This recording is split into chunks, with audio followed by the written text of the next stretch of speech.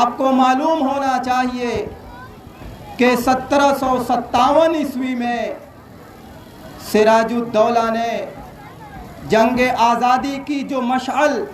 اور جو شمع روشن کی تھی وہ دھیرے دھیرے آگے بڑھتی رہی۔ ٹیپو سلطان کے کبھی ہاتھ میں آتی ہے، کبھی شاہ عبدالعزیز محدث دہلوی رحمۃ اللہ علیہ کے ہاتھ میں آتی ہے، کبھی حجت الاسلام حضرت مولانا قاسم صاحب نانوتوی کے ہاتھ میں آتی ہے، کبھی ان کے شاگردوں کے ہاتھ میں آتی ہے، کبھی اس مشعل کو روشن حضرت مولانا محمود الحسن صاحب دیوبندی رحمۃ اللہ علیہ کرتے ہیں، کبھی ان کے شاگرد کرتے ہیں، کبھی سید احمد شہید اور شاہ اسماعیل شہید اپنے کاندھوں پہ اٹھائے بستی بستی کریا کریا پھرتے ہیں۔ تب جا کر کے وہ وقت آتا ہے کہ ہم آزاد ملک میں جینے کا موقع پاتے ہیں۔ آپ کو معلوم ہے کہ 15 اگست 1947 کو ہمارا یہ ملک آزاد ہوا اور انگریز کے ناپاک قدم سے پاک ہوا، اور 26 جنوری کو جمہوری نظام کا نفاذ ہوا۔ تو میں یہ بتلانا چاہ رہا تھا کہ ہمارا ماضی کتنا روشن ہے، کتنا تابناک ہے۔ ہمارے اکابر کی جرأت کو سلام، ان کے ہمتوں کو سلام، ان کے حوصلوں کو سلام، ان کے عزائم کو سلام، ان کی قربانیوں کو سلام، ان کے مجاہدوں کو سلام، ان کی جمع مردی کو سلام، ان کی بے باکی کو سلام، ان کی بے خوفی کو سلام، ان کی بے جگری کو سلام۔ جب میدان کارزار گرم ہوا ہے تو گرم کرنے والے بھی یہی ہیں، اور میدان کارزار میں سب سے پہلے کودنے والے بھی یہی ہیں، اور انگریز ناپاک کے خلاف علم بغاوت بلند کرنے والے بھی یہی ہیں، اور ان سے نبرد آزمائی کرنے والے بھی یہی ہیں، ان کے خلاف جہاد کا فتویٰ دینے والے بھی یہی ہیں۔ آپ تاریخ کا باب کھولیے، تاریخ کے اوراق گردانیے، ان کو پڑھیے تو آپ کو پتہ چلے گا کہ شاہ عبدالعزیز محدث دہلوی رحمۃ اللہ علیہ نے جس وقت جہاد کا فتویٰ دیا تھا وہ انتہائی نازک وقت تھا۔ اس کے بعد کیا تھا، لوگ اور حضرت رحمۃ اللہ علیہ کے جو شاگرد تھے، ان کے متبعین تھے، جو ماننے والے تھے، وہ آگے بڑھے، اپنا قدم آگے بڑھایا اور انگریزوں سے آنکھوں میں آنکھیں ڈال کر کے بات کی، اور انہوں نے اپنا لہو بہایا، مجاہدے کیے، قربانیاں پیش کی۔ آپ کو معلوم ہوگا کہ 1857 جو ایک صدی کا وقت گزر رہا ہے، 1857 میں جو جنگ عظیم ہوئی ہے، کتنی قربانیاں علماء کرام نے پیش کی ہے۔ تاریخ کے اوراق اور اس کے صفحات اس بات پر شاہد عدل ہیں، اور یہ مسلم لکھنے والے مؤرخین نہیں ہیں بلکہ انگریز بھی ہیں جو اس بات کی شہادت دیتے ہیں کہ علماء کرام کی لاشوں سے دہلی سے لے کر لاہور تک کوئی درخت ایسا نہیں تھا جو خالی رہا ہو۔ علماء کرام کو پکڑا جاتا تھا، درخت کی شاخوں سے لٹکایا جاتا تھا اور سولی دے دی جاتی تھی۔ آپ کو معلوم ہونا چاہیے کہ ہزار علماء کرام نے اپنی جانوں کا نذرانہ پیش کیا ہے، تب کہیں جا کر کے ہمیں آزاد فضا میں سانس لینے کا موقع ملا ہے۔ جب ہمارا یہ ملک ہندوستان آزاد ہو گیا تو اب جو جبر و استبداد اور قوت شاہیت کا دور تھا وہ ختم ہو گیا،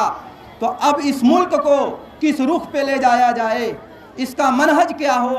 اس کا طریقہ کیا ہو، کیسے چلایا جائے؟ کیا انگریز کے دستور کو باقی رکھا جائے؟ کیا اس کے نظام کو آگے بڑھایا جائے، یا اپنا الگ سے نظام ہو، اپنا الگ سے دستور ہو، اپنا الگ سے اصول ہو؟ تو تقریباً 3 سال کم و بیش کا وقت لگا کہ ہندوستانی آرٹیکل تیار ہوئے، ہندوستانی اصول اور دستور تیار ہوئے، اور اس کے بعد 26 جنوری جو آج کی تاریخ ہے، 26 جنوری 1950 کو جو ہے ہندوستانی اپنا نظام نافذ ہوا اور جمہوریت کے ساتھ جس کو موسوم کیا گیا۔ تو خیر ہمارا ماضی آپ نے دیکھا کہ کتنا روشن اور کس قدر تابناک اور شاندار ہے۔ تو خیر ہمارا ماضی آپ نے دیکھا کہ کتنا روشن اور کس قدر تابناک اور شاندار ہے۔ آئیے میں آپ کو موجودہ صورتحال کی طرف لے چلوں اور آپ کو بتلاؤں کہ ہمارا حال کیسا ہے۔ بظاہر ہمارا حال بہت روشن نظر نہیں آ رہا ہے، ہم خوف کے ماحول میں جی رہے ہیں، لیکن آپ کو معلوم ہونا چاہیے کہ اکابر کے نقش قدم پہ ان کے عزائم کو اپنے عزائم میں اتار کر کے، ان کی ہمت اور جرأت کا مظاہرہ کر کے اور انہی کے منہج کو اختیار کر کے اگر ہم چلیں گے تو انشاءاللہ العزیز ہمارا حال بھی اور ہمارا مستقبل بھی درست ہوگا، تابناک ہوگا، روشن ہوگا۔ آئیے ہم عزم کرتے ہیں کہ انشاءاللہ العزیز اسی جوامردی کے ساتھ جو ہمارے اکابر نے جوامردی دکھائی ہے، انہی عزائم کے ساتھ جو عزائم ہمارے اکابر میں تھے، انہی ہمتوں اور حوصلوں کے ساتھ جو ہمارے اکابر کے اندر موجود تھے، ہم بھی اپنا قدم آگے بڑھائیں گے اور جمہوریت کے خلاف لگنے والے نعروں اور تحریکوں کے خلاف علم بغاوت بلند کریں گے اور اسی جذبے کے ساتھ ہم اپنے قدم کو آگے بڑھائیں گے۔ بڑے افسوس کے ساتھ کہنا پڑ رہا ہے کہ ہم جمہوریت کی خوشی مناتے ہیں، لیکن غمی اور خوشی سے ملی جلی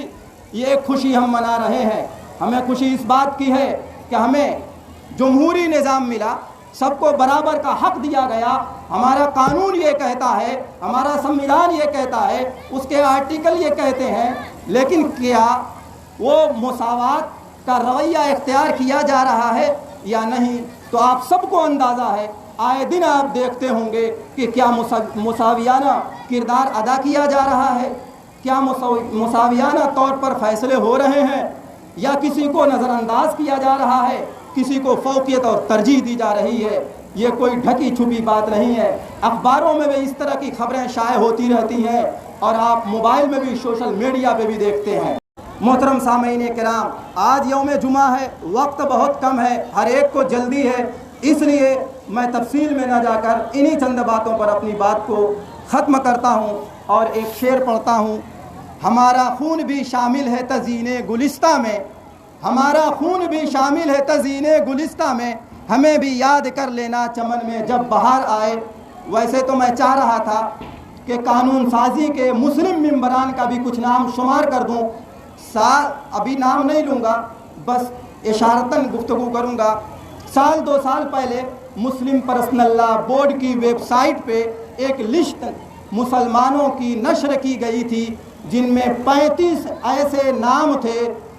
جو قانون سازی میں حصہ لیے تھے اور بعض مسلم لوگ تو پیش تھے۔ اللہ تعالی ہمارے اس ملک کو ہر طرح کے شر و فتنے سے محفوظ فرماوے، ملک کی سالمیت کو اللہ تعالی اسی طرح بحال رکھے جس طرح ہمارے اکابر نے خواب دیکھا تھا۔ آمین ثم آمین۔ اکتفی بہذا القدر، والسلام علیکم۔